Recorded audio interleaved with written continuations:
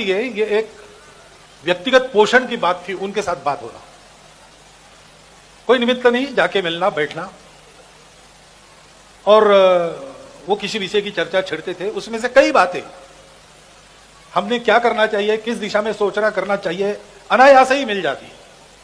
कई बार ऐसा भी होता था कि मन में कोई जिज्ञासा लेके जाते हैं, प्रश्न लेके जाते हैं, और बिना उनको बताए सहज ही उधर से उत्तर मिल जाता है सटीक।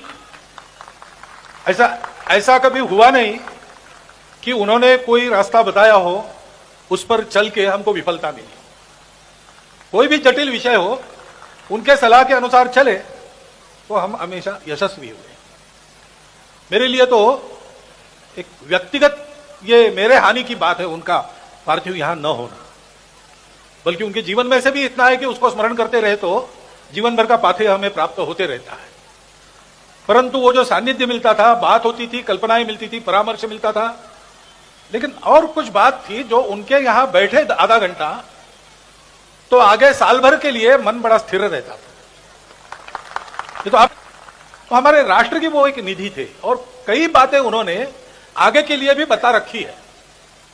देश के विकास की दिशा क्या हो, उनका बड़ा आग्रह रहता था कि अपने देश के स्व के आधार पर विकास हो, और इसलिए लगातार उन्होंने ये आग्रह रखा था कि अपने देश को भारत कहो, इंडिया मत कहो।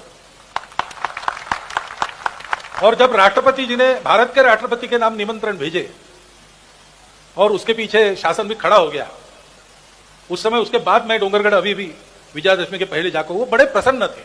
उपदेश उनका रहा है, व्यक्तिगत अपनी साधना के लिए हो, व्यक्तिगत अपने जीवन के आचरण के लिए हो, या राष्ट्र जीवन की दिशा कैसे हो इसके बारे में हो, वो सभी बातें मुझे लगता है आज 100% सुनने लायक, मनन करने लायक, उन पर आगे बढ़ने लायक है।